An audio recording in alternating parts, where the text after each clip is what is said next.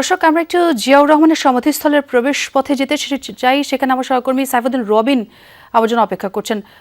রবিন, যদি আপনি শুনতে পেয়ে থাকেন একটু জানাবেন সেখানকার পরিস্থিতি আপনি কেমন দেখছেন, কেমন নিরাপত্তা বলয় তৈরি করা হয়েছে, সে সাথে কোনো রাজনৈতিক ব্যক্তিবর্গকে চোখে পড়েছে কিনা?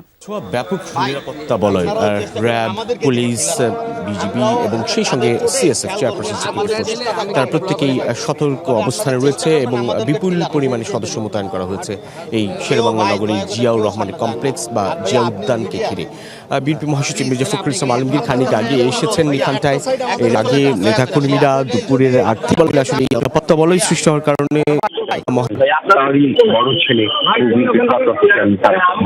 এবং এখান থেকেই যাওয়ার কথা রয়েছে জাতীয় স্মৃতিসৌধে মহান মুক্তিযুদ্ধ শহীদদের প্রতি শ্রদ্ধা জানাতে। এবং যেটি বলছিলাম যে সাইকোলজি সদস্য মির্জা আব্বাস, আমির চৌধুরী, নবস্থিত নজরুল ইসলাম খান তারা প্রবেশ করেছেন মহাসচিব মির্জা ফখরুল ইসলাম আলমগীর আসলে অপেক্ষা করছেন এখানটায় যে তিনি বৃদ্ধ ভাতা তাকে নিয়েই প্রবেশ করবেন জিয়াউর রহমানের সমাধিস্থলে।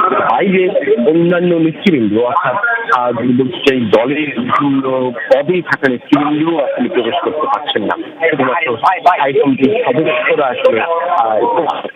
যদি বলতে চাই, দলের বিভিন্ন পদে থাকা নেতৃবৃন্দ আসলে স্তরের মানুষ শুরু করে দেশের সর্বস্তরের মানুষ আসলে স্বাগত জানিয়েছে আনন্দে স্বতঃস্ফূর্তভাবে। সে কারণে জিয়াউর রহমানের বড় ছেলে তারেক রহমান, যিনি এখন বিএনপির নেতৃত্বে বা বিএনপির হাল ধরেছেন এবং আগামীতে রাষ্ট্রেরও হাল ধরবেন, এগিয়ে নিয়ে যাবেন কারণ পরিকল্পনা নিয়ে সেটি উচ্চারণ করলেন বিএনপি মহাসচিব। বলছেন যে তিনি যে পরিকল্পনার কথা বলেছেন যে I have a plan, we have a plan, সেই প্ল্যানটিকে কার্যকর করতে সর্বস্তরের সব দল মতের আসলে সহযোগিতার প্রয়োজন। সবকিছু মিলিয়ে গণতন্ত্র পুনরুদ্ধার, গণতান্ত্রিক সংগ্রাম এবং রাষ্ট্রকে এগিয়ে নিয়ে যাওয়ার জন্য সাধারণ মানুষের জীবন উন্নয়নের জন্য কিন্তু ভারপ্রাপ্ত চেয়ারম্যান এই গুরুত্বপূর্ণ ভূমিকা রাখবে।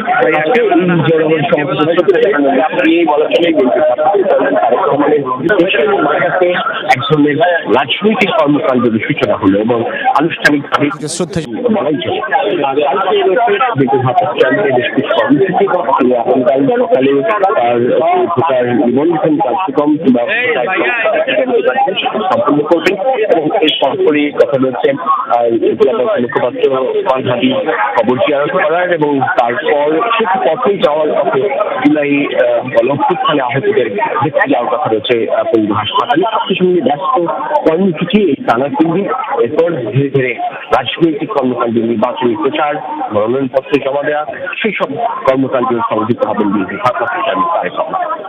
আমরা দেখতে পাচ্ছি যে বাইরে নেতাকর্মীদের ভিড় আরো স্পষ্ট হচ্ছে এবং দুপুর পর সেখানে বাসা থেকে রওনা হওয়ার কথা হচ্ছে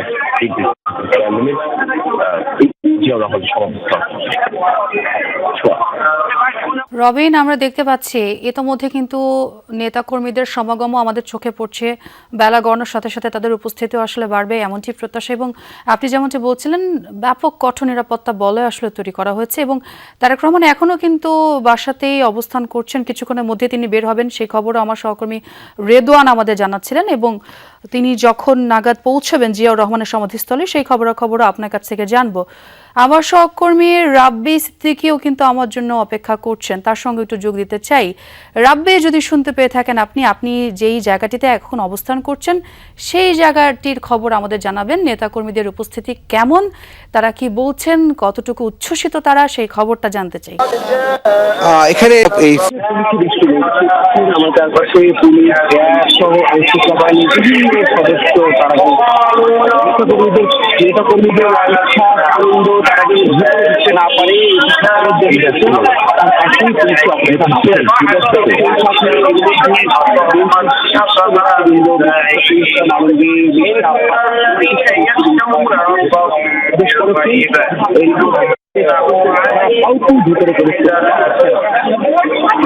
তার পাশে দেখতে পাচ্ছেন যে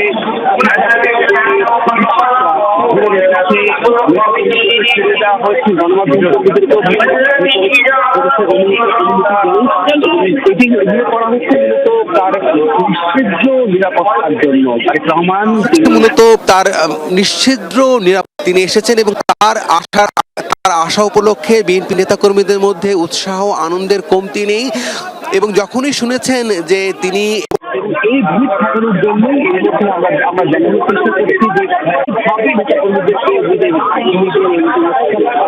তারা যেন এই রহমানের সমাধি সেজন্য জায়গা আইনশৃঙ্খলা বাহিনী কিছু কর্ডন করতে সবাই পথে যাতে কোনোভাবেই যেন উৎসাহ ভেতরে জনমানুষ সমাজে ভেতরে না আসে একের পর এক নেতাগুলো আসছে এবং সমাজে আমরা দেখেছি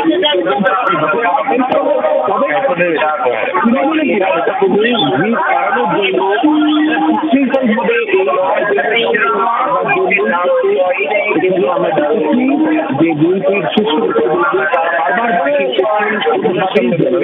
যাওয়া যাবে না এবং সেই জন্য এভাবে করে এই দেখতে পাচ্ছি একমাত্র আমাদের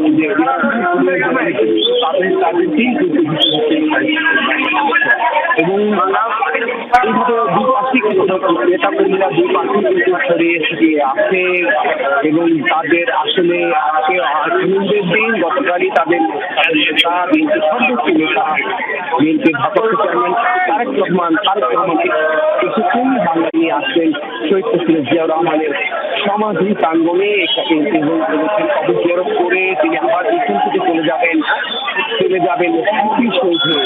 শ্রদ্ধা নিবেদন করবে আজকের কর্মসূচি এইটুকুই আমরা জানি এরপরে আবারও নিশ্চয়ই কর্মসূচি বিস্তারিত জানানো হবে দুই পাশেই নেতাকর্মীরা দাঁড়িয়ে আছেন তাকে দেখবার জন্য নেতাকে দেখবার জন্য এবং আমার সহকর্মী রাব্বি সিদ্দিকী আমাদের জিয়া উদ্যানের খবরাখবর জানাচ্ছিলেন, সেখানে বলছিলেন তিনি নেতাকর্মীদের উচ্ছ্বাসের খবর জানাচ্ছিলেন, কেমন উপস্থিতি সেই খবরাখবর।